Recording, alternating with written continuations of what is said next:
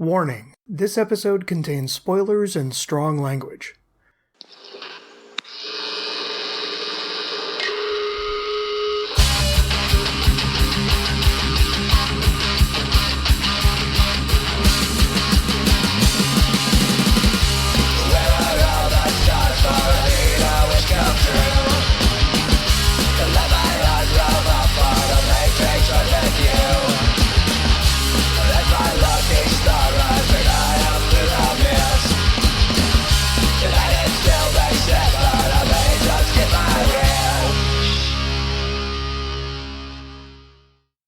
Welcome everybody to the fifth and final episode of BarBROians, a podcast exploring the cinematic careers of David Paul and Peter Paul, also known as the Barbarian brothers. I am Noel. Joining me as always is JD. What up, bro? What up?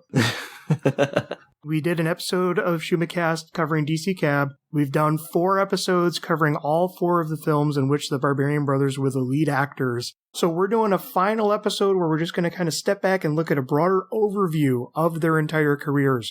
Recap those movies. We're going to look at all the little guest appearances that they've had in a surprisingly brief career. Yeah. The majority of what I have here is basically from 1980 to 1995. So that's 15 years and then just a couple of reappearances. Mm-hmm. Again, the Barbarian brothers were born March 8th, 1957 in Hartford, Connecticut. So it's like by the time their career really kicks in the late 80s, they're already in their 30s and they're pushing 40 by the time everything ends. And it's kind of interesting that it's like just this brief decade almost of their lives where they were stars. Yeah. It's no secret that Hollywood spits people out on the regular, but these guys were so charismatic and they were fairly successful. I mean, you sent me some interviews and they talked about like how some of these films were actually really successful, but for whatever reason, they just never seemed to click with the Hollywood. Inflating a few things. Well, yes. What's interesting about a lot of people who are like the Barbarian brothers, either they'll maybe have like 1 or 2 things and then maybe just a scattering of supporting roles, or they have a really long, successful career. And it's like how these guys, they just had this interesting peak, and then it went down. Right. They had a good run, a pretty surprisingly lengthy run, while also sadly short run. They hit that middle ground there. Yeah, that's a good way of putting it. They had success. It wasn't like they were a one-hit wonder per se. I mean, they were never huge as the biggest, like they weren't Arnie or... Well, physically. Well... Yes, no. Physically, they were quite large. Yeah. But, they were never the successes of Bruce Willis or Arnold Schwarzenegger or anything like that. But they still were able to lead their own films, and then they weren't. And it stopped. We should probably stop recapping. Sorry. We're getting into our final thoughts at the beginning of the episode, which is always a great way to start off. But yeah, let's just start chipping through their career. So again, around the 70s, the mid-70s was when they were going into college, and then that's when they really started diving into bodybuilding. And that's when they started building their stage routines. They started doing tours, breaking local records, all that stuff. That led to them getting a talent agent, and their debut was in 1980. Now, had you ever heard of the sketch comedy series Fridays before? I had. I think they may have reran it on Nick at Night or something like that. But I had no memory of it until you sent me this clip. I was wondering about that because I wasn't sure if it ever had rerun because I didn't remember ever having seen it. I knew SCTV, I knew a few other sketch comedy series, but Fridays kind of ran by me despite the fact it was ABC's attempt to recreate SNL, but we're going to beat them by a night by airing on Friday. Yeah. And it ran for 3 seasons, for 3 years, and that's enough to get a syndication package out of, so I'm surprised I haven't seen it do the rounds more. Mm-hmm. I actually found 2 sketches from this show. I think I only sent you the one at the beach. Yes. I also found one where it's that same character played by Michael Richards, but at a gym. Huh. Okay. So David Paul appears in 2 sketches, Dick at the Beach and Dick at the Gym. You can actually find both of them on YouTube. Dick at the Gym I know is a season 1 sketch. I believe Dick at the Beach is 2. Michael Richards was one of the lead actors on this. Here's Michael Richards. Yeah. When he's not going on racist rants and apologizing profusely for it. He's not an untalented comedian, but I was surprised I didn't really know anyone else in the cast, though I see that Larry David was one of the main writers and also a performer on it. I think he's the guy who throws the football. Oh, was that him? I think that was him on the beach. Yeah. He had so much hair. Yeah, well, it's hard to tell because he looks so differently today, and that's where I mainly know him. He looks remarkably different now, obviously. Yeah, and both of these sketches are built around this character named Dick, who's basically a dick. I hesitate to say like a Mr. Bean type, but he's that same just wiry physical comedy. It's someone who is trying to show off and impress people, but he's not good at it. Yeah. And is kind of clueless. He's not like an asshole dick. He's just a clueless dick. Yeah. What did you think of at least the sketch at the beach? It reminds me of that sketch on The Simpsons where Krusty the Clown is on SNL and he's got like the giant ears and no one's laughing at any of the jokes. He's like, oh, I got 5 more minutes of this. It's one joke and it just keeps going. It's that he's this clueless dick who doesn't quite realize he's not as smooth as he thinks he is. He's not as sports-like as he thinks he is. A lot of it is just Michael Richards just doing a lot of physical comedy. Mm-hmm. There's not really any jokes. No. It just really relies on how much you like watching Michael Richards just flail around. And just kind of stiffly walk while his hands are bent. He's just kind of going like, yeah, you're good. Yeah. Hey, we're fine. Yeah, hey. And that's pretty much the entire joke. Yeah, they were both pretty groan-worthy to watch. It's like the concept of the character is fine. I think Michael Richards is a very gifted physical performer, and I like how they even really make use of just how lean his silhouette is and make gags out of that. But there's just no construction to any of it. It's the most weakest basic gag writing, and there's no real builds, there's no real payoffs, there's no evolution of things as the gag goes along. It's just, here's some stuff that happens. Yeah. The girl just gives him her number for no reason that I can tell, and he forgets it. Yeah, that's the joke. There was no build up to him confusing numbers or anything like that that might have helped sell that. Mm-hmm. It's just like, oh, we need a button. I guess this will do. Yeah.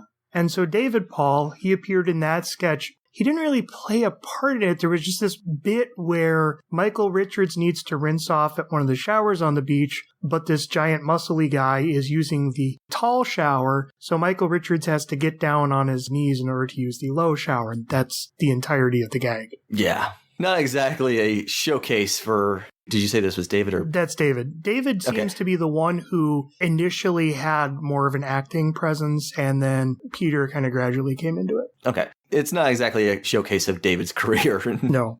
Dick at the gym, the sketch for that is literally all these bodybuilders working out at a gym and Michael Richards just stumbling his way around trying to fit in. Mm-hmm. And he's like, yeah, I think my legs are good. I'm going to work my arms. No, my arms are good too. And, he's like at a mirror next to a bodybuilder and there's not much to it. And there's this one bit where he goes over to a bodybuilder played by David and he goes, hey, I heard this fun joke. Do you know what's an easy way to lose 10 pounds? Cut off your head. David just pushes him away. And that's it. That's the entirety of the gag.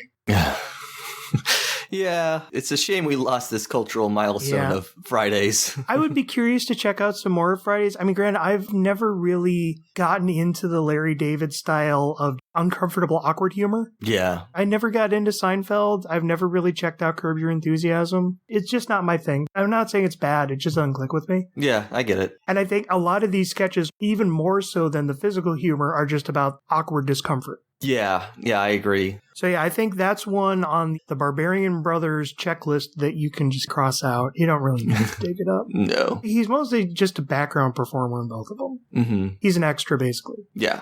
A year or two later, November 23rd, 1982, David appears in an episode of Happy Days called Going Steady, which is a season 10 episode. I had forgotten that Happy Days ran that long. Why do you think the jumping the shark thing exists? I'm pretty sure this is after that. I knew it ran for a long while. Yeah. I just still associate it so strongly with the 70s that I was alive when new episodes of Happy Days were coming out. I kind of forgot that. Well, as long as it's still going in the ratings, they're still going to crank them out. Yeah. But yeah, David just has a bit part. The plot of this one is Fonzie finally decides to go steady with his girlfriend, who it's not that Pinky Tuscadera that he was dating earlier in the show. He throws this big party, even brings his grandma and everything, and David Paul just plays this character who's like a big greaser named Animal, who just speaks it very monosyllabically. Mm-hmm. What do you think of the clip that I sent you? It was so short that I almost forget what happened in it. He picks somebody up and... He talks to the grandma, yeah. Yeah, and that's about it. Hannibal happy. Yes, yeah. And I couldn't find if he was in any more of the episode, because they refer to him as almost like he's an existing character. And I wasn't able to find if he's someone who popped up in other episodes. So I don't know if... Obviously, he wasn't a regular, but I don't know if he's someone who popped up over a year or so on Happy Days. Yeah. It seemed almost like the Moose of Riverdale, like the big dumb ox guy, which would fit in the show like that. But it's been a long time since I watched any Happy Days, so I really don't remember if he's ever appeared or anything like that. This might shock you. I have no desire to go back and rewatch Happy Days. I'm sure it was a lovely show, and the people who enjoyed it, go for it. There's so much on TV right now. I would still rather go back and rewatch Cheers. Which, I'm not being comparative. I actually want to watch all of Cheers. I want to watch I've never watched all of MASH. I would love to watch all of MASH. Yeah. Maybe not after MASH, but all of MASH. Yeah. I don't really need to watch that entire swath of Happy Days and Laverne and Shirley and all the other spin-offs. Lenny and Squiggy. Mork and Mindy. Though that kind of holds up just because of Robin Williams. Something in Chachi. Yeah, Joni and Chachi. Joni loves Chachi. So, yeah.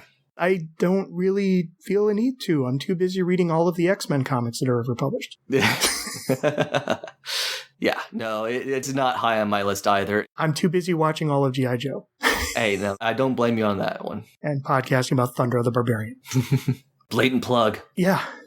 Now, I couldn't get an exact date on this one. They also appeared in a sketch. This is the first time we got both of them on screen, both Peter and David, on Not Necessarily the News. And Not Necessarily the News debuted as a half-hour special in 1982, and then had a series that ran from 1983 to 1990. So I don't know if this was from that original 82 special. I don't know if it was like 83, 84, 85. But we're about to hit those years where they actually start having prominent acting roles. So I'm guessing, given how small their part is in this sketch, that it was still probably, I want to say, 82, 83. Yeah, that would make sense. Yeah. And they were just in a sketch where it's a couple using a TV remote to argue over what to watch. He wants to watch the bodybuilding competition, which features the Barbarian brothers. She wants to watch a soap opera. So they decide, why not both? And start playing with the remote in a way that starts crossing the series over with each other. So suddenly you have a soap opera starlet is now competing in the bodybuilding competition. You have one of the Barbarian brothers is now lovingly drinking a glass of champagne with a soap opera star. And then other weird crossovers of TV shows crossing the streams. Yeah. What do you think of that sketch? I think it's actually one of the funniest things that we've discussed so far. Yeah. It wasn't super memorable, but it was short enough that it didn't overstay its welcome like the Friday sketch. So it was funny. Yeah, it's only about a minute and a half.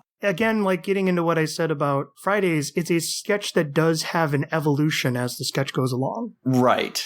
Clearly, they built up to something, and then when it got to its zenith, they left. They didn't keep going on for 5 minutes. Right. And Not Necessarily the News was one of the first major shows of Conan O'Brien. Oh, really? That's cool. As writer and producer. And I think this led to him getting on SNL. That makes sense to me. But no, it was a fun sketch. And then, December 16th, 1983, DC Cab. Yay! Let's talk about that for about 2 hours. Yeah, which again, we did an entire episode on. You were on for it. That's the Joel Schumacher written and directed film about a ragtag DC cab company, and the Barbarian brothers are among its ensemble of oddball characters. Just kind of looking back, do you still enjoy DC Cab? I do. I actually rewatched a little bit of it just the other day.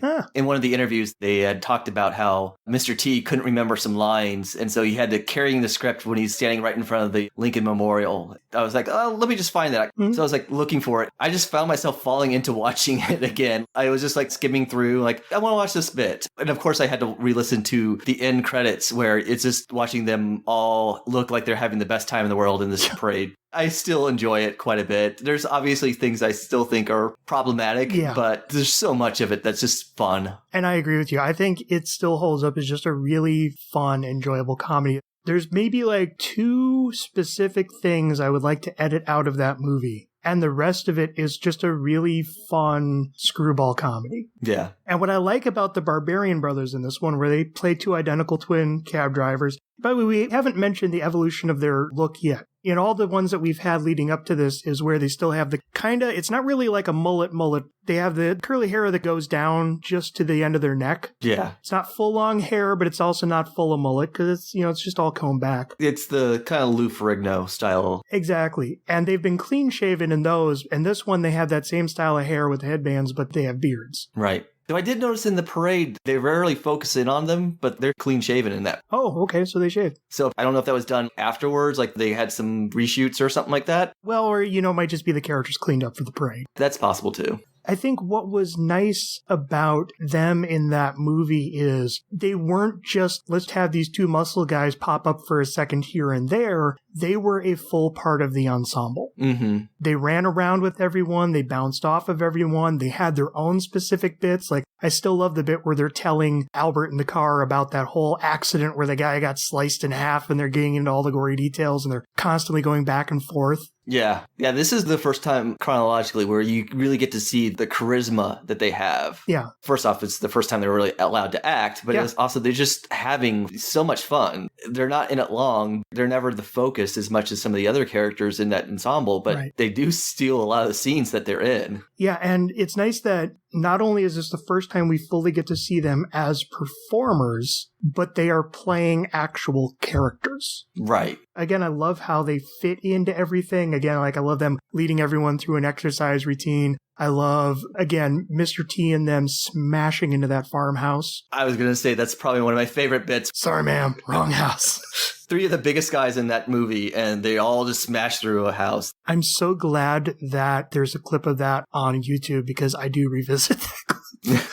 That is one of the bits I had to rewatch when I was skimming through the film the other day. If this is their first big opportunity to do something, I think it's a really good one. And I saw an interview where they talk about how, sadly, I haven't found any of the history about like how they became involved, how Joel Schumacher first became aware of them. They did say in one of the interviews, Joel Schumacher had seen them on the Regis Philbin show. He was like, I want to write you guys a part for this movie. He cast them in mind for those roles. That was their big break. It's fascinating that that first big moment in their career was also happening during Joel Schumacher taking his first big steps. Because again, this is a spin-off of Schumacast. We've covered everything up to the end of the 80s. This is our little break before we get into the 90s, where again, this was Joel Schumacher's second theatrical film. Yeah. And so he was still finding his footing in the industry. And again, that he was giving this guy a chance. Again, this was one of Adam Baldwin's first big roles where he's the lead. Early Mr. T, this is like peak Mr. T. This came out like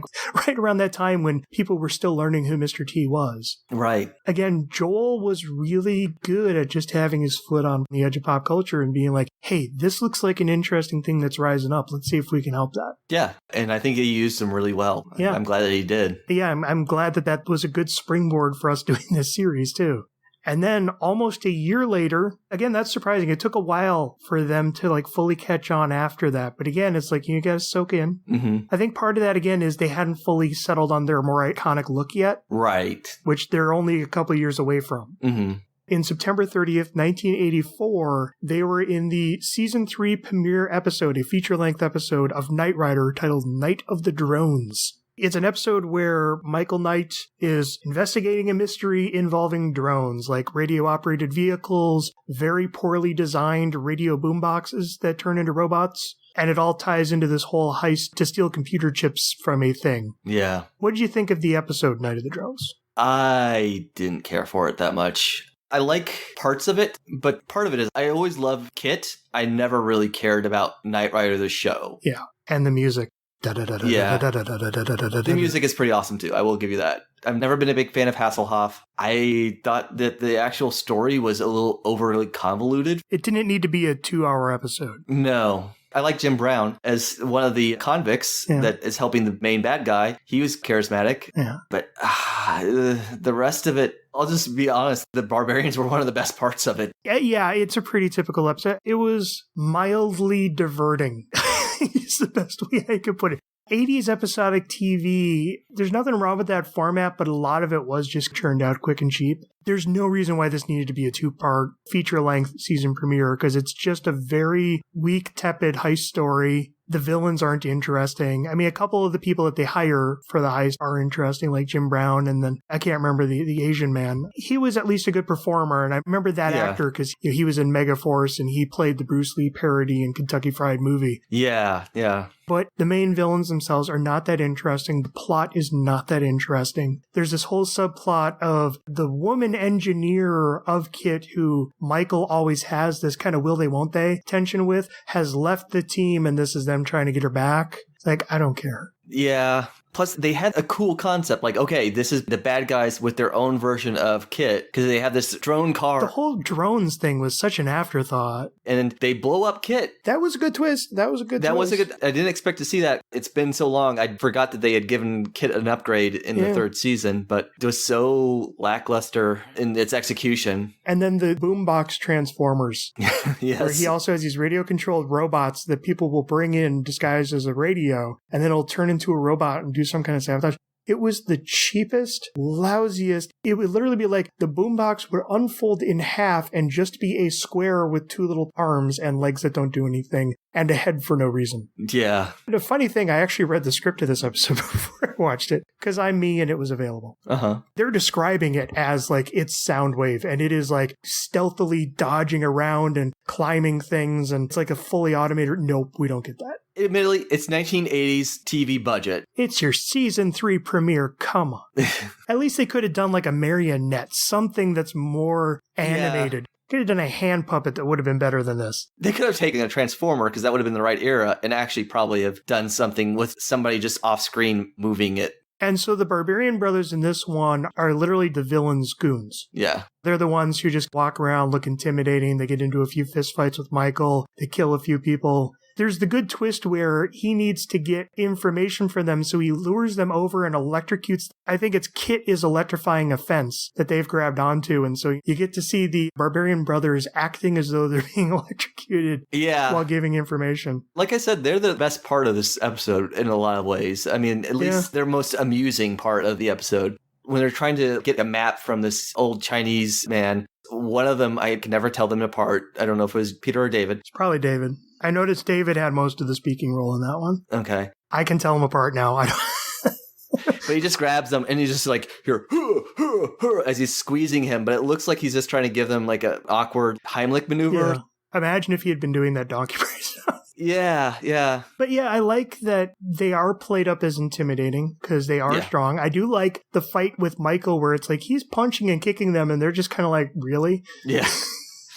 And literally the hero can't beat them, so he literally just has to jump over a wall and run away. Yeah, and they got to show off the new abilities of KITT. They're basically your typical Bond movie henchmen. Right. They just kind of walk around. They look intimidating. The villain's always putting them down and talking about them like they're her dogs. Mm-hmm. What I like is that they get lines. They are intimidating. They do have a good presence. And yeah, there's the 2 scenes. The one where they're getting electrocuted, where it's silly, but they actually do act. Mm-hmm. And then the scene where he then has to interrogate them in the prison cell. They're pissed off, and then suddenly, I can't remember what he does. He pulls out something that, like, terrifies them. It's been a couple weeks since I watched that episode, so I can't recall. But they actually do give a good performance. Again, what was fascinating about that script that I read, they weren't in it. Huh. They were added to the episode, so the script was rewritten to incorporate them. Kind of makes sense, though, because that's the Barbarian brothers, that might be part of their issue, is the fact that you really can't plan around, these guys aren't available, so let's get another set of identical bodybuilding twins. Mm-hmm. December 21st, 1984, that's when we had the Gary Marshall film Flamingo Kid. And it's worth pointing out Gary Marshall, the producer-creator of Happy Days. Flamingo Kid, it's Matt Dillon in the 1950s, a kid from Brooklyn, kind of tired of living in the dumps. He's really good at playing cards, and he gets a job at a country club where he starts falling under the thrall of this aging card shark. What'd you think of the movie Flamingo Kid? I didn't like it, to be honest. It's a coming-of-age story, but I just didn't find the character all that compelling. I thought he was kind of an ass, to be honest, which part of the story is that he grows and becomes a little bit better, but I just found it mostly boring. It's not very interesting. I watched it a couple weeks ago, and I honestly can't remember too much of it other than what you just described. Yeah. I really liked Hector Elizondo as his dad. Yeah, he was good. And they got into this whole thing about how the kid wants wealth and opulence, and the dad's like, I'm happy being a plumber. I have everything I want. It's the typical thing, but I thought they delivered it well. But it's not a bad movie, but it's a very dry movie. It's a very simple story. It's very just little vignettes almost. Mm-hmm. And a lot of them are just very quietly funny. And there's nothing that's really like laugh out loud hilarious in it. It's just, I want to say it's almost a predecessor to the modern day mumblecore movement. Yeah. It's comedy that's just played very quiet and awkwardly, built around very simple scenarios and just kind of awkward character studies. Mm-hmm. It's not bad for that, but there's reasons why I've never gotten too deep into the mumblecore movement. Yeah. It was kind of a boring movie, but it's not bad. It was great seeing like some actors early on, like Bronson Pinchot and the guy who played the Indian man in Short Circuit. Oh. Being just as unconvincing at playing an Italian from the Bronx. Was that him? I didn't even realize that. That was him as his flashy friend. And Richard Crenna was nice as the old card shark. But yeah, it's not that it's a bad movie. It's just didn't really do much for me. And then the Barbarian Brothers, they only have a bit part because it's set around a beachside country club. Everyone's in swimsuits, there's pools and everything, and the Barbarian Brothers play a pair of lifeguards. Yeah. And that's about it. Pretty much. They were introduced. Yeah, and by the way, these two guys are our lifeguards, and they're like standing there flexing while up in their lifeguard stations, and it's like, oh, they're going to have fun with these two. Nope. Yeah. They pop up a couple of times, and that's it. I don't even want to say they're part of the ensemble. No. It's like the exact opposite of DC Cab. They're literally just there to look at for a quick second every now and then. Right. Even when I'm not enjoying something, like usually the Barbarian Brothers make it better. They were in it so little, they really didn't even get to make that sort of impact.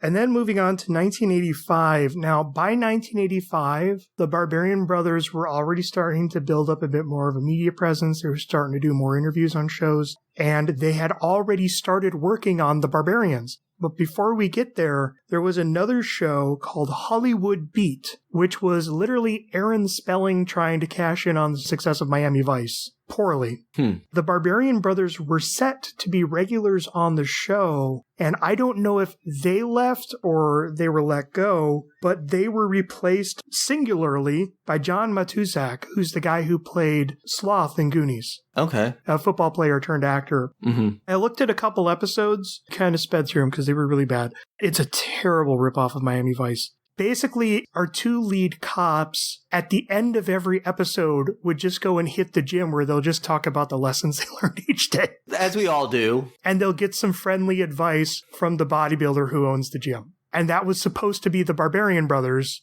But I'm guessing, I don't know if the Barbarian Brothers left the show, but if we go with the theory that they may have, I can see why, because that's kind of a thankless role where you don't get to be a part of the broader episodes. Yeah. You're literally like the bartender that shows up every time they go to a bar once per episode. Well, especially if they had the Barbarians either in the works or already made, they probably were like, we can do better than just be the guys who show up at the end of the show. Yeah. The thing about John Matuszak is he was not a bad performer in himself. He's someone who, in his own right, you could almost do a little mini-series looking at his career because he had a couple low-budget action movies where he got to be the lead. He had supporting roles here and there. He got to play all these interesting things. And then he suddenly died of a heart attack at age 38. Mm. And again, this is the guy who played Sloth in Goonies, which is one of the most iconic roles around, but nobody recognized him. Right. He's actually going to be in Ghost Rider, too. Not to jump too far ahead, but do you remember in Ghost Rider, the big action star that the reporter is trying to do an article about? Oh, yeah. That's him. Oh, cool. That was one of his last movies. It's one of those ones where I'm kind of glad it didn't happen for him because it's something that would have probably locked their career up for a year. And the show only lasted 1 year. It got canceled. Right. And again, this is a year where they were already prepping up for, and that's going to lead us to March 20th, 1987, though I believe it had already screened in Europe before then, of The Barbarians. Yeah. Looking back, are you still fond of The Barbarians? I am. I have trouble picking favorites, but I do love that film. And it's probably one of the better made films that the Barbarian Brothers did, at least as their star vehicles. And it's a perfect introduction. Yeah, it's a perfect introduction. It does some decent action. I mean, it's definitely cheap, but it actually has some moments where, like, that's actually pretty cool. And it's a good introduction to the charisma and talents of the Barbarians. This is where I can see why they got their own film, because they just leap off the screen. You can see why they were cast in it, and you can see why they continued to make films after it. Right. They're not just the physiques. They're also the personalities. And the Barbarian brothers are at their best when you just have them both in a shot playing off of each other. Yeah. They could be in the background just finding little things to fiddle with, and they're fun to watch. Yeah. And I noticed that like on the Alamo Drafthouse interview that you sent me, they talked about how they had improvised most of that film. And that was why it was one of their favorites that they've done, because they're like, yeah, we're not going to do this script. And Italian directors were like, whatever. They also got to play around with the horses and all the cool costumes and everything. And so they kind of enjoyed doing that. And of course, it was their first starring role. Yeah. So I think there's a reason why that's their favorite. And I can see it. Like I said, I hate to pick favorites, but it really holds up really well, I think. I have 2 films that I would be like, if you've never heard of the Barbarian brothers, here's what you need to see to learn who the Barbarian brothers were. This is one where there's a few content issues, like particularly with some of the treatment of women and dancing around issues of rape, where it would depend on who the person is. Mm-hmm. And we'll get to Think Big, but Think Big is the other one where I think it's a little more widely accessible. Yeah. You couldn't have asked for a more perfectly fitting star vehicle for their first film as leads. And again, that you get that whole mythic backstory with the 2 brothers growing up in bondage, all of the fun shenanigans, the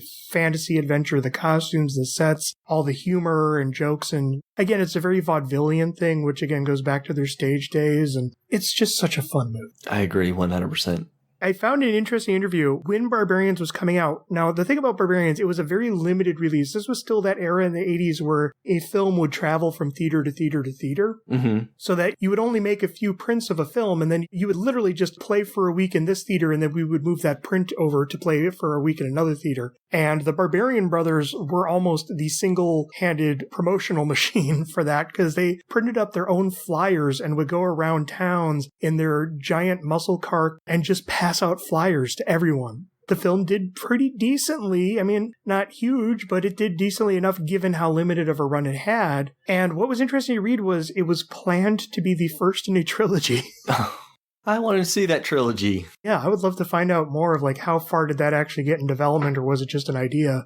And then around this time, they had also written their own screenplay for a film they wanted to star in called Better Than One. Yeah, I heard them reference that in at least one interview. Yeah. That made me intrigued. They made it sound like it had been made, but I couldn't find any reference to it. It's one of those ones where I don't know if that evolved into one of the films that they made, because they don't have any writing credits on any of the other ones. And I know like Think Big originated with a different film production, so it had different people in the story. Double Trouble started as a Kurt Wimmer script, so I know it didn't start there. Twin Sitters, maybe? I don't know if maybe this evolved into one of those, or if this was just a completely separate project that just never got off the ground. Yeah, it's hard to say. You know, as a screenplay collector, if there's a draft floating around, boy, would I love to read it. I'd be curious as well. Right after the Barbarians, they had a brief appearance. We covered this on the Lost Boys episode, the Joel Schumacher music video for INXS's Devil Inside. Yep, blink and you'll miss them, but they're there. And we forgot to mention that the Barbarians is where they finally debuted their kind of long feathered hair look. Yeah, they looked a lot more Fabio with the feathered look, clean shaven, all that. Knight Riders, they still had that kind of short, still like shoulder length, but it was still like not teased out. Right. And then Flamingo Kid, they're wearing hats the entire time, so you can't tell what their hair is. Mm-hmm. But yeah, they just had that one brief appearance in Devil Inside. We've talked about that video again. You can go listen to our Lost Boys episode. And then this was an interesting one. This is one I'd heard about for a long time. And then lo and behold, perfect timing, it pops up on YouTube. In April 25th, 1989, they starred in the TV movie pilot, The Road Raiders, which was done by Glenn Larson, who was, of course, the guy who did Knight Rider. Mm-hmm. God, it's The Dirty Dozen meets McHale's Navy meets Road Warrior meets... It's a big mishmash of ideas, but it's basically Bruce Boxleitner he's an AWOL expat in the Philippines. The U.S. military is evacuating from the Philippines with the emergence of the Japanese Navy. He, in order to avoid getting arrested, needs to get out of there. Either he's going to be stuck behind enemy lines or he's going to be arrested. So he needs to get onto a plane, and it's a plane that just happens to be covering a whole bunch of convicts and rejects from the military that crashes. So this entire group of rejects is stuck behind enemy lines, and they decide, well, you know what? If we're going to be stuck here, let's do what we can to take a stand. What did you think about Road Raiders? As a pilot, because I would have been about 9 years old when that came out, I could see that would have been a show I probably would have watched if it had gone to series. Well, looking at it today, there's a lot of, I don't want to say issues. It's just things that don't capture my attention. Wait, did you have a problem with the character Schizoid? I can't see why you would have a problem with the character Schizoid. Yeah.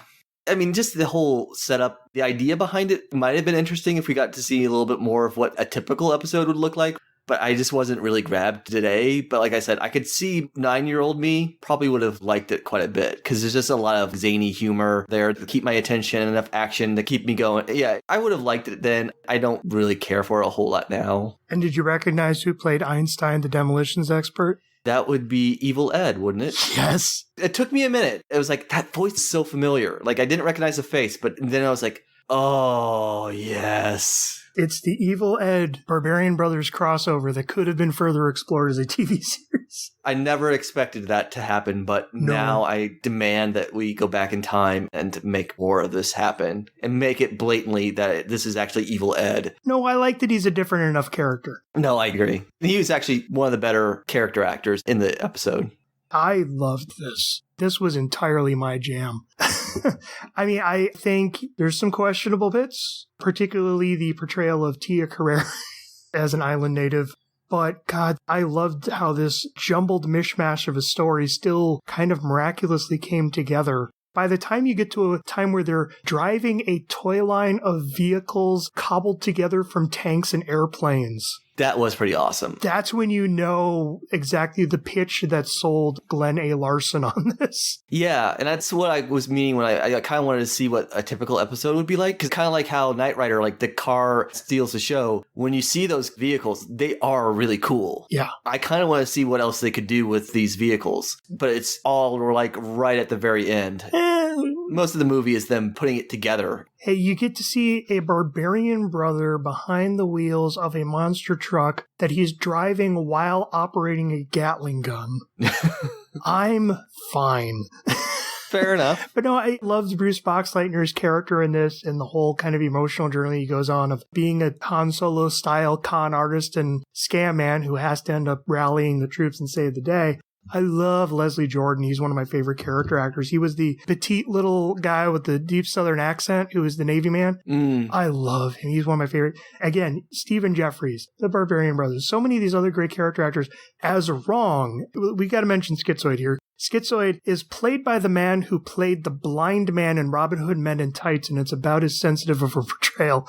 It's a guy who, when he hears a bell ring, switches between an absolutely cowardly pacifist deserter and the most macho, trigger-happy gunman around. And I love that the entire climax of the episode led up to him having to save the day. It's such a wrong character, and they play it in a way that I still can't help but be entertained by. Because it's so ridiculous. Yeah. It goes so far. The idea behind it, like I said, would have gone over a lot better with me when I was 9 and not necessarily as sensitive to some of the mental health issues. Yeah, but it's like if you're going to go offensive, just go all in and just make it as ridiculous as you can to the point where it's so separated from it. I'm not recommending it because of that. No. And I get it. There are bits that I really liked. I actually had to stop and check and make sure that it wasn't Michael Winslow, who was Bruce Boxleitner's best friend, because they both were African-American men who were doing funny noises. And sound effects, yeah. Yeah, and it was right about that same time that Police Academy and all that was coming out. We didn't really need his radio play of all racial Japanese humor. That was, Yeah, that's another one that didn't age well. But there are parts of it I liked a lot. It's just not the type of show that I think now I would get into much, but 9-year-old me would have loved it. I think it helps that I'm still in touch with my 9-year-old me, even though neither me nor my 9-year-old me wants to watch Happy Days. Yeah, this is like, if you're going to jumble together a mashup of other movies, at least do it in a really entertaining way, and I thought this was really entertaining. Mm-hmm. The characters were fun, the script was lively. I liked the old Hogan's Heroes, McHale Navy, ragtag group of rejects, and I thought this was a good ragtag group of rejects, and yeah, I love, again, that it just went so crazy with the climax of, we're going to graft planes and tanks together and just drive around. Yeah. And the Barbarian brothers play, I can't remember what the characters' names are, but they play two gigantic, terrifyingly muscular and bearded with their long hair guys who everyone is terrified of because they're basically like animals locked up in chains. They're kind of like Riddick at the beginning of Pitch Black. Of course, once they break free, they're just part of the ensemble. but their gimmick is they speak in a kind of offset unison where they say the exact same thing, but like 2 seconds apart, so you get an echo effect. Yeah. So what do you think about them in this one? They were a lot of fun. They were definitely a highlight, something that I was already on the verge of liking, even if I didn't love it. I did love when the plane crashes, and they're like, who landed this? You know, everyone's like terrified and pointing to Bruce Boxleitner, and they're just like, good job, you know, good saving us or whatever. You know, it was like, they're just always fun though. Whenever they're on screen, these brothers just capture my attention. It's not the biggest part. No. But it's a fun part. You can see why they would have signed on to this even as they had begun their film career. Mm-hmm. It's one where had this gone to series, I could see them, you know, like every now and then getting a good feature episode. Yeah, I think probably like Einstein and Schizoid and some of the other like ones were probably going to be more the regular supporting cast, and they would probably just be mostly side, you know, like. Well, what's nice about an ensemble like this is you create a great group of characters, and then you'll have episodes where it's like, here's the Barbarians and Einstein paired up. Here's Einstein and Schizoid paired up for a story. You know, here's the Captain and the Barbarian brothers paired up for a story. I love the undercover spy woman who's disguised as a nun. You know, here's her teamed up with Einstein. Here's her teamed up with the Barbarian. It's one of those ones where you can get a lot of good play just out of mashing these characters together for team-ups, and then have occasional episodes where it's like, here's our big full ensemble, or here's a specific individual highlight, you know. It's a good enough ensemble you could have actually, I think, gotten a decent amount of play out of it. Yeah, I agree. I think that if it had gotten to series, I think it might have affected quite a bit of their career, but I think they may have gotten a little bit more longevity out of it just because they would have gotten a chance to show off their acting over time as opposed to just being in these small bit roles here and there. Well, and what's interesting is our next two that we're going to get to, Ghost Rider and Think Big, we'll talk about them in a second, but both of those had already been filmed by the time this aired, and then they wouldn't have another credit until 1992, so it might be that they had already planned to take a little time off to do a series. Maybe.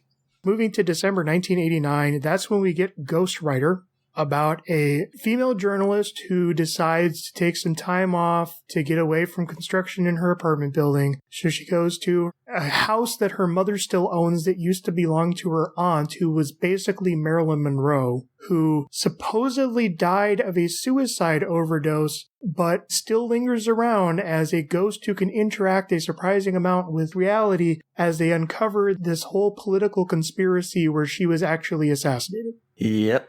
So, JD, what'd you think about Ghost Rider? I hated it. It is like the type of humor in it failed on every level with me. Maybe not every level. There are maybe a few bits that made me laugh, but for the most part, I just didn't think it was very funny. And the story was so rote. None of the cast really stood out other than the Barbarians. And that's only because I know them as the Barbarians. Save for one other, which we'll probably get to in just a second here. But yeah, I didn't care for it. Yeah, it's a very cheap movie. It's a very simplistic movie. The guy who made it, Kenneth Hall, he had done some special effects leading up to this. Like, he had done some effects on, like, one of the Ghoulies movies and the original Critters. He became part of the Charles Band Full Moon set. Like, he's the guy who created the Puppet Master series. Yeah, most of his stuff is just cheap schlock. And this movie was produced by David DeCoteau. Are you familiar with David DeCoteau? No. He is writer, director, producer, has made literally hundreds of disposable schlock movies spanning everything. Like, he does horror, sci-fi, queer cinema, romance, children's movies. He did the infamous 1313 series, which I think ran for 16 movies. He's the guy who wrote, directed, and produced A Talking Cat. Yeah, that one. Okay. David DeCoteau is a terrible filmmaker who literally just churns out crap super cheap and super fast. I didn't mind Ghost Rider. I thought it was charming at times, it was amusing at times, but it's just very simplistic, very basic humor. There's barely any plot. It's kind of a very in poor taste plot when you actually think about it. What's fascinating is the two actresses who star in this are actual sisters. Oh, are they? Both the woman and the ghost. They were both big soap opera stars at the time. Okay, yeah. Audrey Landers and Judy Landers, yeah. When we first saw the Marilyn Monroe-ish character, I can't remember the character's name, she looked so similar. I was like, wait, is that the same actress? Is she literally just playing against herself? But then suddenly they were both in a two-shot, and then I looked it up. It's like, oh, they're sisters. Okay. Yeah. Did you notice who played BJ? I didn't recognize him. Who is he? He is Joey Travolta. Oh, fuck. That was Joey Travolta. Yes. That was the one I was talking about. Like, he's not good. Oh, God, is he not good? Oh, but he was entertaining. He was amusing. Yeah, I was going to say, he's having fun with the role, which is probably what more than anyone else can say in this movie, because I think everyone's kind of just either very rote acting, like they're just nailing the lines. Some people just seem like they were falling asleep, to be honest, or maybe I was just falling asleep. And honestly, if you have to resort to Jeff Conway as your love interest, just maybe don't even try.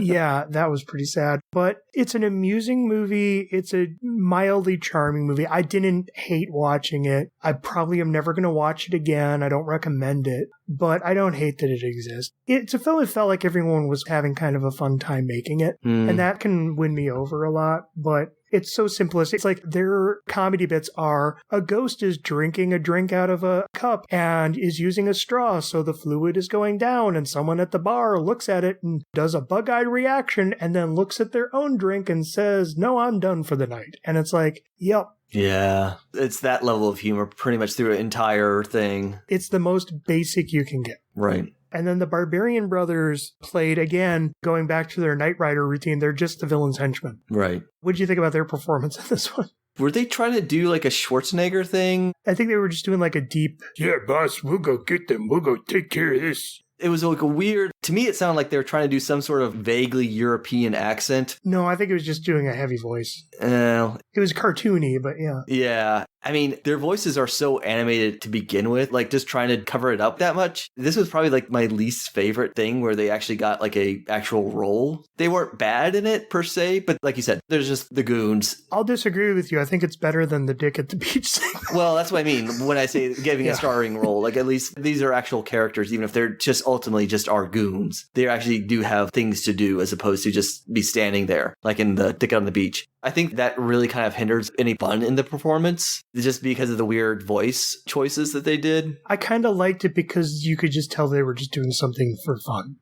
I mean, knowing what they are, that's probably what they were doing. But it doesn't work. Yeah, it didn't work for me. And the other thing is, I love that a film is trying to convince me that Jeff Conway can knock out one of the Barbarian brothers with a single punch. Yeah. No. That didn't work. You lost me. The best way to sum up this film is, watching it was not a painful experience, but I sighed a lot. And not wistfully. It was one of those things where I just couldn't help but like grab my phone and just play a game while listening in the background. I mean, I would look up and be like, okay, they're still doing stuff at the club. Okay, all right. Yeah. It's just a lot of gimmicky gags that didn't work for me. So then, March 1990, though I should point out, a couple of their films here actually premiered like 4 months earlier at an Italian film festival. So this one actually did premiere in October 1989, but it didn't actually get released on video until March 1990 as Think Big. And I should point out that from here on, none of the Barbarian Brothers starring films were released theatrically. They were all straight to video. Okay. Think Big. Again, we did an episode on it, but looking back on it, do you enjoy it? Yeah. This and Barbarians are probably tied if I had to make my favorites. Admittedly, a lot of that is nostalgia for me. I do remember watching this as a teenager. Mm-hmm. I remember enjoying it quite a bit as a teenager. I still laugh at it now. I think there's a great supporting cast. And the Barbarians are just... It's a perfect spotlight for them. Yeah, it's a perfect spotlight for their comedic talents. And what else is there to say but chicken bone, lucky, lucky chicken bone. Yes. Again, it's not only a great spotlight, but again, it's just one you could show a kid. Yeah. This is one where I feel like you have someone who is going to have issues with some of the content problems of the Barbarians. You could show them this. Yeah. Where probably the worst thing is, oh, haha, David Carradine's going to die of radiation poisoning. But yeah. But the movie earns that. Right.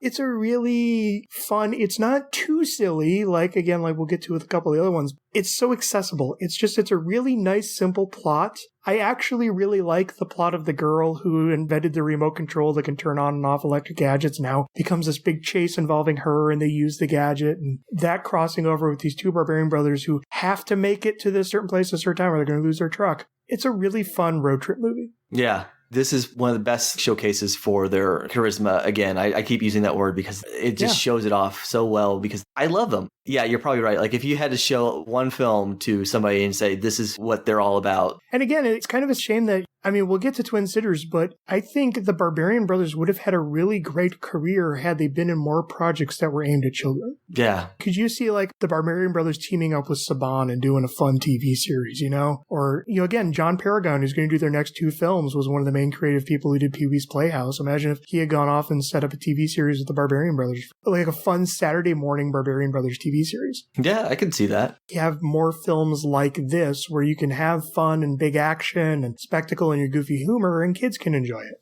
I think the biggest audience for the Barbarian brothers is 10-year-olds. Yeah. And I don't say that as a knock. I think a lot of their work still does play to that audience really well. And they're so entertaining to watch. Again, I don't mean just looking at them physically. They're so entertaining to watch all the fun business and acting and performance that they do. I agree. They're just entertaining. And this is one of the highlights to show it off. Oh, God, imagine if they had been like co-stars in an Ernest movie. See, that would have been perfect. That would have been, yeah. The other thing about the Barbarian brothers, especially once they got into their fashion style, if you even see their interviews, Twin Sitters is where it's like the fashion just explodes, but they were already developing that visual style to their own presence by the end of the 80s. They would have fit in perfectly with something like Ernest. Yeah. That sort of 90s humor where it's very broad and over the top, but also has like a kind of sweet innocence to it. Mm-hmm. That would have been perfect. I could see other projects like that would have worked really well, but Ernest would have been perfect. Yeah. That entire era of that style of kids' movies where it was very loud, it was very garish, but there's ways you can do loud and garish well that are still really entertaining. Mm-hmm. And the Barbarian brothers developed a very loud, garish style and made it work. I wish that they had gone more in that direction and had continued in that direction, but I think it's also worth pointing out as we get up into the 90s that they've since been open about the fact that they did start going heavily into drugs and cocaine, you know, especially. And of course, they were surprisingly, shockingly doing steroids. You can't see it, but this is my shocked face. Yes. I understand why we're almost near the end of their career because, again, they were almost 40 years old by this point. And a lot of people who go that heavily into steroids and bodybuilding, they don't always make it to age 40. Mm-hmm. Even if they aren't going to like die of a massive heart attack, that could just have a massive toll on your joints, on your ligaments. And I think they were probably at a point where they needed to stop their career in order to save their lives. And again, I think what we're going to learn, that's what happened. Right. Anyways, February 14th, 1992, that's when we had Double Trouble. Yep. Did you enjoy that one? I did. I think it's probably one of the weakest of their repertoire. They're fantastic. There's a lot of great bits, and you will never, ever get me to say anything bad about Roddy McDowall, ever. There's another Fright Night tie-in. Mm-hmm. Coincidence? I think not. Ooh. Oh, man. Fright Night 3 starring the Barbarian brothers. Yes, see? That would have been perfect. But overall, the film, part of it was because it was them trying to play a little bit more serious. And I don't think that's where their strengths lie. Yeah. When they're being silly in that movie, they're great. When they're trying to just be like tortured cop or conflicted thief, it doesn't work as well. Yeah, they don't fit the slick early 90s action thriller. Right. I think part of the problem was they took a slick early 90s action thriller script. Again, this writer went on to do more films of that vein where, again, it's like a cop on one side, a thief on the other. They're secretly brothers, and they have to team up to save the day, is a plot you would find in like dozens and dozens of other early 90s action movies. Mm-hmm. Not only do they not fit that style, but I also don't think John Paragon, the director, fit that style. I think whenever the film would get sillier and get goofier, everything would start to mesh. And there's sequences in that movie that are great. Yeah. I still laugh at the scene where they like go into the car and realize that he had ripped off the steering wheel. It's just a great comic beat. The problem is then they go into bits about diamond stealing and all this stuff that it wasn't that long ago that we watched that film, and I can't tell you what the main plot was. Yeah. It's the most generic early 90s action thriller script you can get. And there are times when you can take a script like that and still elevate it by style or by cast. Again, I would compare it very much to like Bad Boys. Yeah. Again, one of the most basic, generic early 90s script. Like, what's the plot of Bad Boys? I can't even remember. Exactly. What's the plot of Beverly Hills Cop? Like, not that it's a cop who goes to Beverly, but what's the actual crime plot? Right. Again, couldn't tell you. See, again, it's like you can take a very simple thriller plot and find ways to elevate it. this is not one that does. And in fact, it feels like the good bits of the movie are when they just kind of stop trying and do something else. Mm-hmm. And that's why I think as you get further into the movie, they do that more and more often. So I think the film gets better as it goes along. I didn't dislike watching it, but it's the one that I feel the least compelled to watch again. Yeah. Again, I still liked it. It's just not something that I loved as much as some of the other stuff that they did. And again, the Barbarian brothers, they play so well when you put them on camera together to have a film where it's all about dividing them. Like either one is, they're off on their own, or just the way the film is shot, where it's a shot of one cut to a shot of the other, doesn't have the same bounce as when you just put a camera on both of them together. Right. I don't blame them for the film not working. It's just not a film that plays to their strengths. Exactly.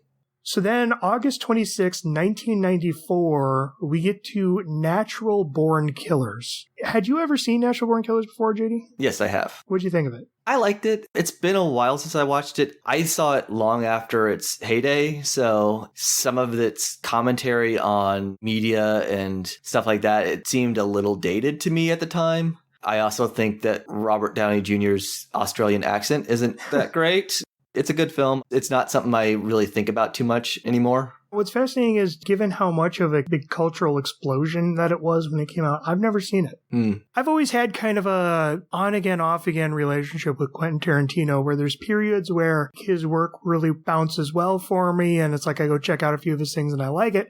But then it starts to grate on me, and then I start to become annoyed by him. Mm-hmm. I had a period a few years ago where I'm kind of like, let's go back, finally fill in the gaps, check out the ones I haven't seen before, and also read the scripts, because, that's what I do. Mm-hmm. It's shocking I was not able to find a screenplay for a single Barbarian Brothers movie. Really? God, I would love to find, the original draft of Barbarians or the original draft of any of these and see what they were like. Right, yeah. But anyways, I got to the first 3 scripts that he had when he came to Hollywood. He came to Hollywood with Reservoir Dogs, True Romance, and Natural Born Killers. And I read all 3, and I watched Reservoir Dogs and True Romance, and then the whole Me Too era happened.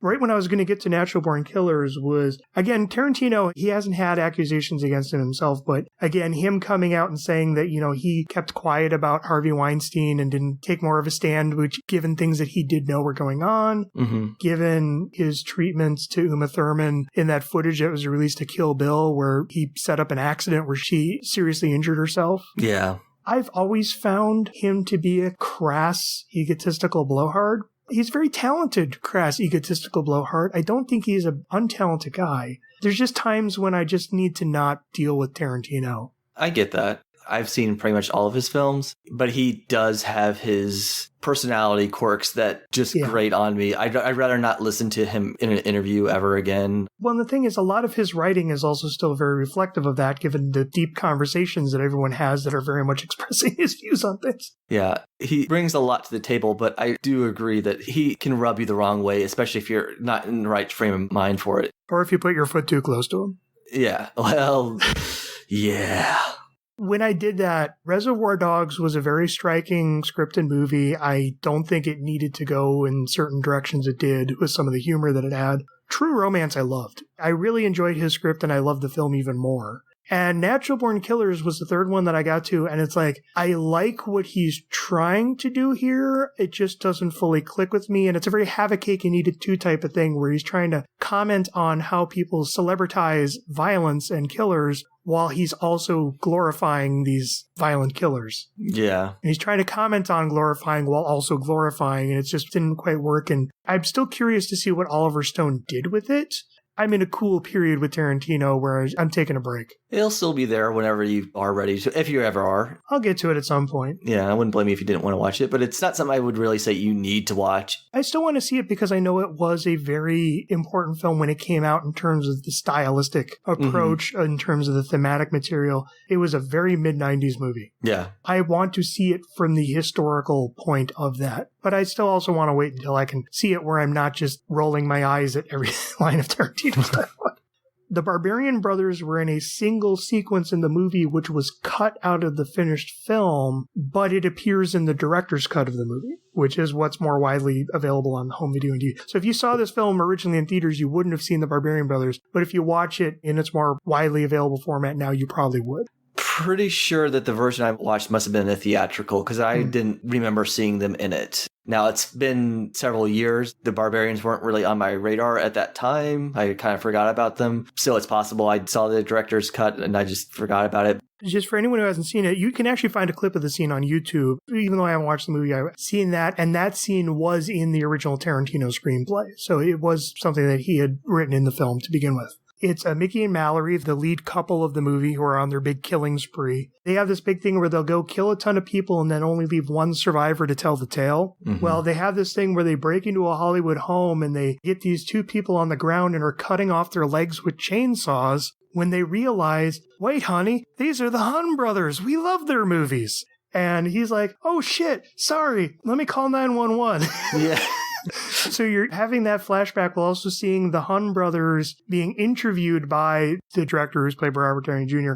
It's the two Barbarian brothers sitting in a gym in wheelchairs with each one is missing a leg. I think one of them is missing two legs, the other's missing one. Yeah. And it's mostly David Paul, again, because David seems to be the one who has the more acting experience, which is interesting, but he has this big speech about how he had pushed himself as far physically as he could achieve, and now he's thankful that these people came and cut off his leg, so that now that gives him a challenge that he has to push himself even further to overcome. Yeah, it's a pretty funny bit all told. I liked it. I like the comedy where it seems like they're just interviewing a couple of weightlifters. And then they're like, you describe yourself as fans, but you're also victims. And then they pull back and they see them in the wheelchair. And to be honest, my memory of the film is so vague. I honestly wonder if the sense of humor feels a little atonal with the rest of the film. It's a little lighter than the rest of the movie. Yeah. It feels like they're there because Quentin Tarantino likes the Barbarian Brothers movies and wanted to put the Barbarian Brothers into a movie. Right. Because again, it's like this scene is exactly as scripted. The Hun brothers, two identical twin bodybuilder actors, was how he scripted it in his original script. Yeah. Like I said earlier, there's not exactly a whole bunch of those running around. So It probably had to be a purposeful inclusion.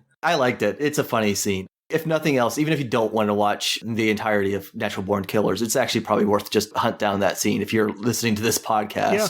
It's a fun scene. And again, kudos to David Paul. Peter Paul, he does get some lines in there too, but a lot of it is David Paul leading into the camera and giving this big monologue. And he delivers it. He delivers it really well. Yeah. He gives a good intensity to it. He's very intense while also being very ridiculous in a funny way. Mm-hmm. And yeah, no, I really enjoy the scene.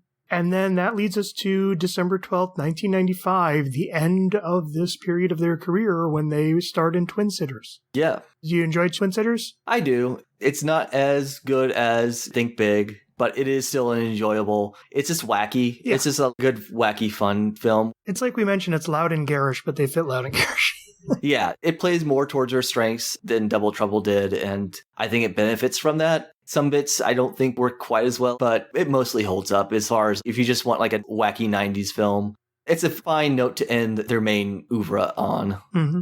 I don't agree with it being a fine note to end on because it still leaves me wanting more. Oh, yeah. But I mean, they didn't slide down into a bunch of increasingly worse films. If you could slide the Natural Born Killers scene after this, I think that's the note to end their career on. Yeah, that would have been really nice. Twin Sitters, it's fun. It's exactly what I described. I want them to make more fun, goofy, over-the-top kids movies, and it's a fun, goofy, over-the-top kid. I would have loved this movie as a kid. Mm-hmm. I mean, as an adult, yeah, it's a bit uneven. Some of the gags don't work. Stories a little thinly held together, but it's fun. It's entertaining. It's amusing. I like that it's twins babysitting twins. Yeah. I like how dark and inappropriate it gets at times in a way that, again, I would have really enjoyed as a kid. And I love the whole rallying of, we got to bring in these other twins and these other twins to act as our backup to go save the twins. And then once we're done, we'll all go to the restaurant run by the triplets. Yes. It's fun. It's lighthearted. It's not going to change the world, but it's a fun film. And at least they didn't go into that thing where they're doing just increasingly more schlocky, bad films that don't fit their strengths. Yeah, I would rather have another 5 Twin Sitters than another 5 Ghost Riders. Exactly. Or another 5 Double Troubles. Yeah, exactly. Even that, as much as I like a good chunk of Double Trouble, if they had tried to make more of those films... I liked it back when it was a single trouble, but then they had to add another. Yeah. If they had tried to keep doing more films like that, I don't know if we'd still be doing this podcast. No. I think they may have lost some of the shine that makes them special. Obviously, I would like to have seen more of their career, but Twin Sitters, Think Big, even the Barbarians, that's the direction I would like to have seen them go down more than other things. Yeah. So we do have a couple more credits that we'll bring up here, but it's again worth noting this is where their career basically ended for a while. And again, they hit 40. They'd been doing so much steroid and drugs. And again, they've been open about that in more recent interviews too. Mm-hmm. Both of them to this day are still in fantastic shape and still fantastically fit men, but they are much leaner. They have stopped the steroids and growth hormones. I know at least David is now pure vegetarian. Yeah. And that they've been experimenting with how to do that while still being bodybuilders. And again, he's a beautiful man. Yeah. They're not as shockingly large, but they're shocking in just how still fit they are. And they still have their fashion sense and they still have their hair. And they are both very good looking men. But yeah, again, they had to clean up. I know Peter Paul has struggled with mental illness. I don't know what the specifics are, but I know he's had a lot of struggles over the years. Sometimes it's gone well, sometimes it hasn't. David Paul, I know, has been focusing a lot on photography, and even going back to the 80s, he had been doing a lot of photography and photo shoots for bodybuilder magazines and had built a very strong reputation for very artistic photos where, it's not just a weightlifter in a gym, but he'll actually take him outdoors, set up a kind of whimsical scene to build around and do these very striking black and white photographs that really bring out the details. And he has a website for his book, The Art of Bodybuilding, which is a collection of a lot of his photos. And he's a very good photographer. He's a very, very strong photographer. And it's been nice that he's continued having that career. So 2005 is where they were reunited for an indie film called Sold Out. That's SOULED out. Mm-hmm. This is a film that has never been released. As far as I could tell, it wasn't released because it was never fully finished. Like, they shot it, but they never got to fully do all the effects and editing, so it never really screened anywhere. But here's the synopsis, according to IMDb. Ace Stevens, played by David Paul, is a struggling musician dealing with his midlife woes and balancing his life out as an illegitimate father to a young boy. Once the opportunity arises from an encounter with a soul broker, played by Tony Longo, Ace sells his soul to the devil, played by Peter Paul. Soon after, 3 beautiful vixens, agents for the Reapers, come to take his body away. He cannot live on Earth without a soul. In an effort to get his soul back, he calls on the devil. Unfortunately, the devil has already sold his soul to someone else. Breaking his contract, the devil must help Ace find his soul, a journey which goes from soul owner to soul owner. Each person tries on the soul and sells it to someone else for various reasons. Along the way, they pick up a wild-eyed angel played by Gary Busey. Okay. Who joins in the misadventures of a man searching for his soul, his identity, and his heart. So, I want to watch that. Yeah, it sounds like a fun premise for a movie. It sounds like a movie you can make either a really lovable comedy out of or a really bizarre indie art movie out of, or possibly both. David Paul running around with Gary Busey trying to get his soul back from Peter Paul. Yeah, I would have watched that. That's a version of Good Omens I can get behind.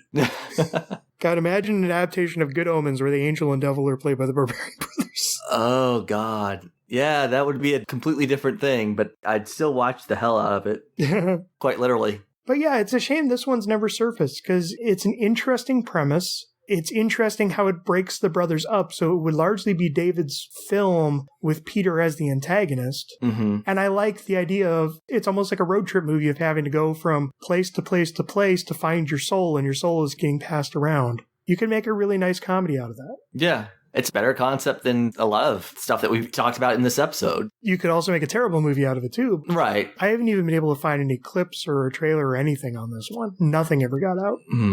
That's a shame. Yeah, I would love to see someone resurface it. And if it was just some effects work and editing that needed to be completed, I would love to get this out there just to see it. Yeah, I agree. If anyone knows anybody, they just want to drop it into a box, like a drop box that we could watch, I would appreciate that. Probably not going to happen. No. So then another few years would go by until 2013, where we got Faith Street Corner Tavern, where David Paul was the director and writer, and Peter Paul was the star and cinematographer, which is interesting that he's the cinematographer because David's the photographer. Yeah. The basic plot summary is the surreal tale of a twin and his brother's journey through life's trials and tribulations based on their true life's experiences. It is also the story of the unique friendship of three artists and the power of art and love to redeem the dignity of three outcasts denigrated by an indifferent and hostile society. The three friends make a movie that parallels the story of the redemptive power of art in their outside lives. So not pretentious at all. No, not autobiographical at all either. No. This film, it was completed. It has screened at several festivals, and there is a trailer available online. But otherwise, the film itself has never been widely released. And I know I did send you the trailer. Yes. What did you think of that? I think it looked cool. I mean, it definitely wasn't what you expect. If you've only watched the Barbarian Brother films, you wouldn't probably think, oh, this is the natural next corner for them to go down.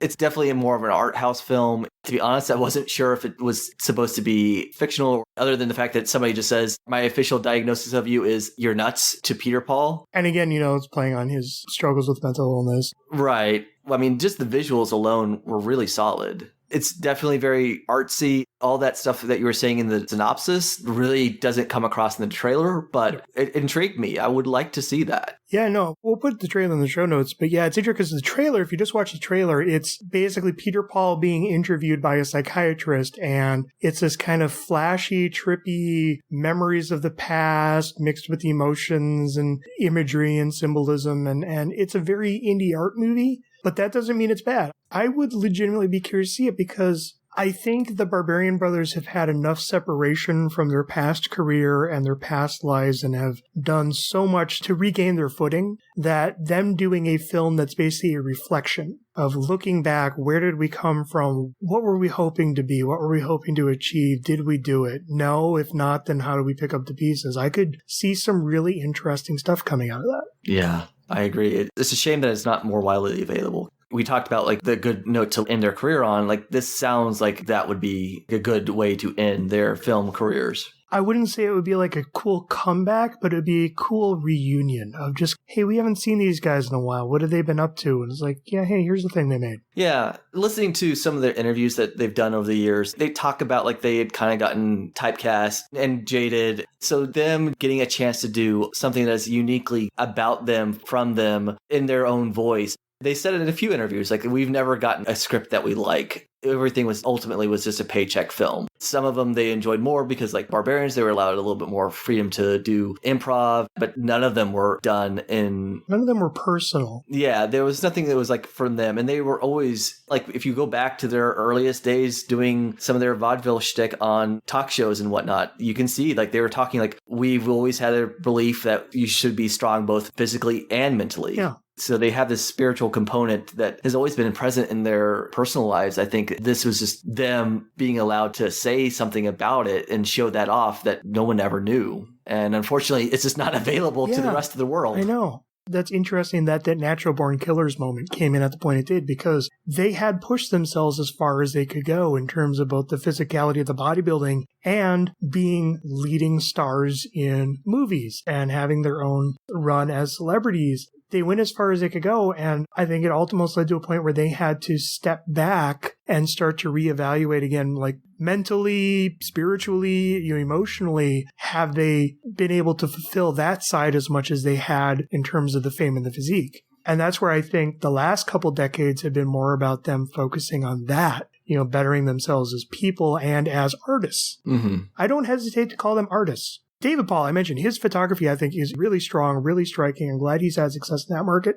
Peter Paul, okay, so there's this clip that's been going around YouTube that someone has dubbed the Barbarian, where it's him outside of a college kind of doing this big performance art rant, doing his rhyming poetry and a lot of shouting. And it's not my thing. I've never been that big of a fan of that style of performance art, but a lot of people have passed that clip around talking about how he's lost his mind. And that's what Peter Paul does. Even if you go back to the interviews they were doing in the 80s, he would occasionally break into these little rap rhymes and these performance art bits, and that's his passion. And it doesn't always click with me, but everything that he's doing outside that college, he's doing in that trailer for Face Street Corner Tavern as part of the role. That's him. That's how he expresses himself. Yeah. That's his art, and I'm not going to deny him that.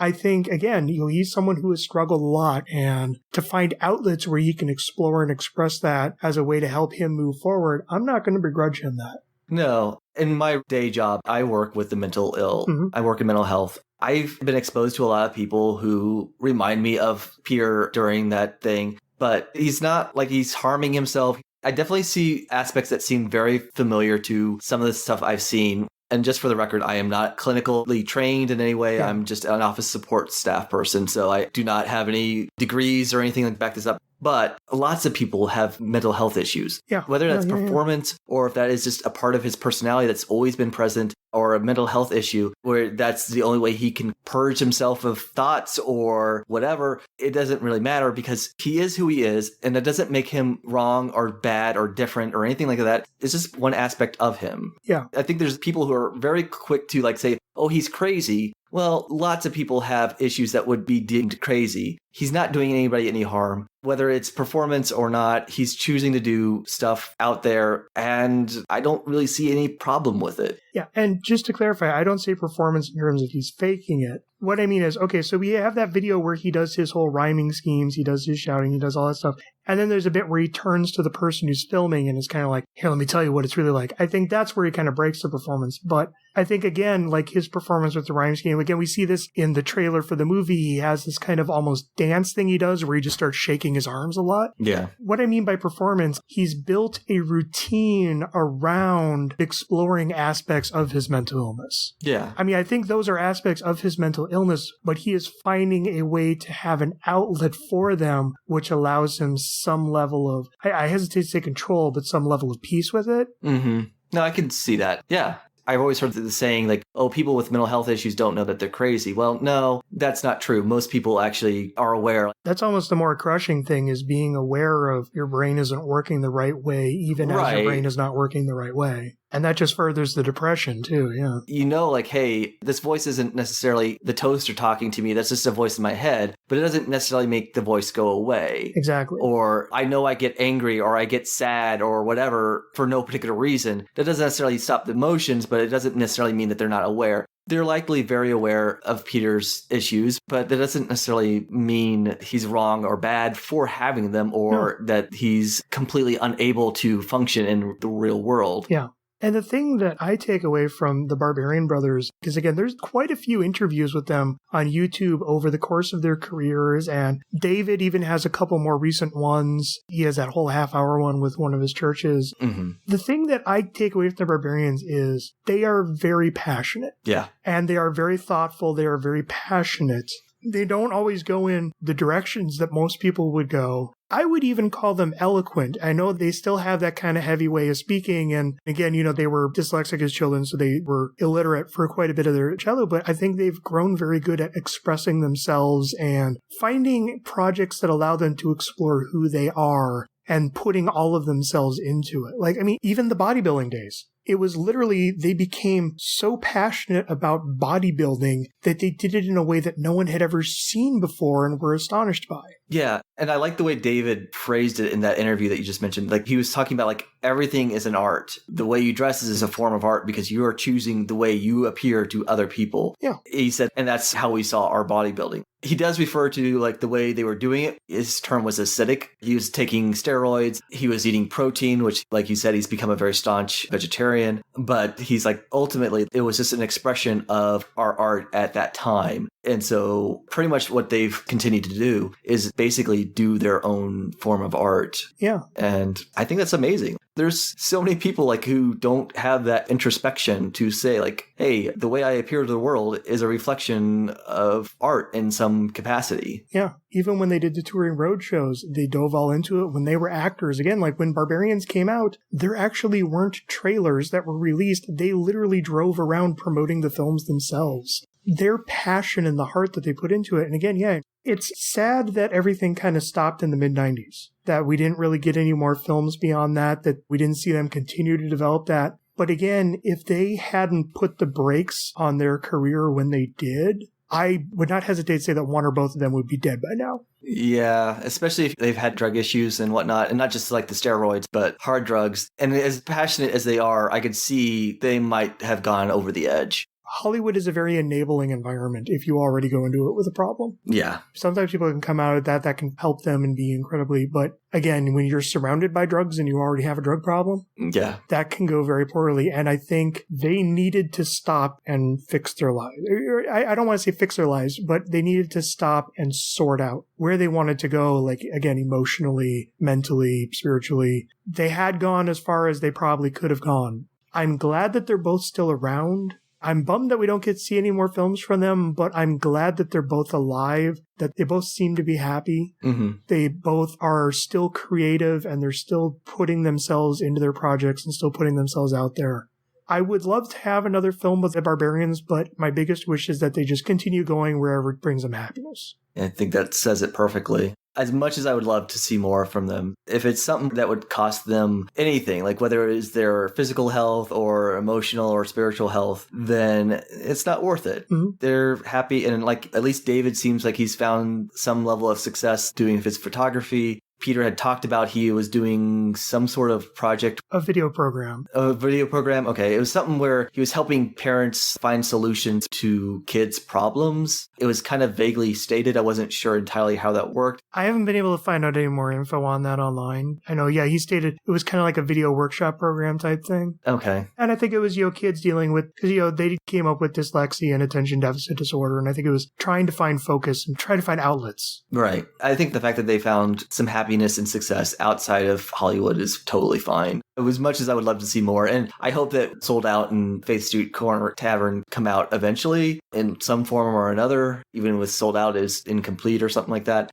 But if this is the last that we see of them, I don't really begrudge them that. Yeah, it's not sad. No, it seems like they had their moment and they shined really well for that moment. They shined too brightly and they could have burned out. Exactly. And again, you're just kind of looping this into the Schumacast project. It does vaguely remind me of that period in the 60s where for an entire decade, Joel Schumacher shot up through the fashion industry and was very successful at it and was getting jobs at major boutiques. He opened his own boutique and could have, to this day, been one of the major fashion designers in the industry, but he wasn't happy. A lot of drug issues. It just wasn't where he dreamed of being. And he had that point there right around 1970 where he just brought it all to a close, just closed up shop, came to Hollywood, got off the drugs, and started working in the movies. And within 3 to 4 years was already making movies. Mm-hmm. I can see that point of relation between him and the Barbarian brothers. Yeah. Whether that was what connected them or not. And honestly, Joel needs something to do. If Joel and the Barbarian brothers ever reunited for a movie, I would not be against seeing them just do a kind of like quiet character piece. Yeah, I totally would. Or if they want to do a wacky comedy again. Oh my God.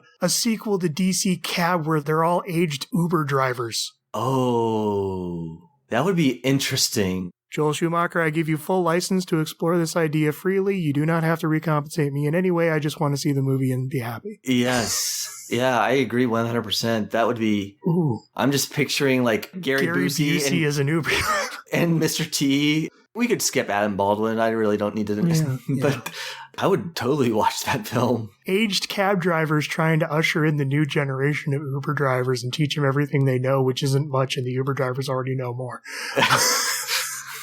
Ooh. DC Uber. Yeah. Ooh. Elderly Gary Busey trying to figure out how to use a GPS. Just getting angry at it. He's just yelling at the phone. He's going through a whole range of emotions. He's angry at it. Then he's pleading with it. Then trying to find a spiritual connection with the voice in the GPS. I just want to work with you. Oh, I want to watch this film so badly now. Oh my God. That's never going to exist unless I want it to exist. I know. Oh, well. Joel Schumacher and the Barbarian brothers, the ball is now in your court. Yes. I hope that on some weird chance that somebody with the power to make that film listens to this podcast. I doubt it, but man. It'd be great. I know I said you could take the idea freely, but if you want to make us associate producers, I wouldn't complain. I wouldn't even have to get paid. I'd just take the title. Yeah. Just let me email you thumbs up to everything. So that brings our 5-part miniseries, BarBROians, to a close. Yes. JD, what did you learn? I learned that I can do a pretty good donkey bray. Well, and I learned to not judge a book by its cover. Because again, the Barbarian brothers, you look at them, they're silly. But what's been nice about this project is they do have depths to explore as people. and as performers. They're not just big, goofy, strong men. They actually have a lot of heart, a lot of passion, a lot of thought and ideas. And they are actually really good at telling stories and building scenes and catching the eye. And I'm glad we took this journey so I can fully appreciate them in a way they deserve to be appreciated. And I'm glad that you invited me on to do this. This was a fantastic journey. I really had vague memories of Think Big. I honestly thought it was Double Trouble that I had seen. I was like, yeah, sure, I'll be on this podcast with you. And I didn't really expect to love it as much as I did. But every movie, at least of the 4 main ones that we discussed, and DC Cab, I love in some way or another. They all have their strengths and weaknesses, but they all were entertaining. And just looking at it from the perspective of these guys who had a level of success, not huge success, and then they got in and they got out. There's something to be said for that they weren't one-hit wonders, but they weren't the biggest thing ever. And I think looking at it from that lens is really fascinating. And I really found their career path to be an interesting one and a unique one. And it's something that makes me happy that I got a chance to view their careers. Yeah. Because I think it was really rewarding to watch. And I did learn, like you said, not to judge a book by its cover, because I would have thought that they were just dumb idiots who were just all muscles and no brains, but they show like a lot of passion, a lot of intelligence behind those muscles. Yeah. Far more than a lot of action stars of that time. Yeah. Thank you again for inviting me on. Give me the Barbarian brothers over Michael Dudikoff any day. Exactly. No, yeah, I'm so glad we did this. Again, it's fascinating that this is like a branch out for Schumacast, where again, it's like I went in, I'd seen a handful of his movies, didn't really know what to expect, and it's made me fall in love with Joel as a person. Mm-hmm. And this little micro project, it's like, I thought it would be kind of fun and goofy, but it's actually been a really rewarding experience just learning about these really fascinating guys. So, from a pair of non-related bros discussing related bros, I think we finally bid you adieu. Yes. So, good night, everybody. This has been the BarBROians. Good night. Which can be found at schumacast.blogspot.com and on Stitcher. That's schumacast.blogspot.com. The music in this episode is Stars by Jack Locke and is used with permission. To hear more, please visit jacklock.com. That's JAKLOCKE.com. BarBROians and Schumacast are in no way affiliated with the creators and copyright holders of the films discussed. All rights are reserved and no infringement is intended.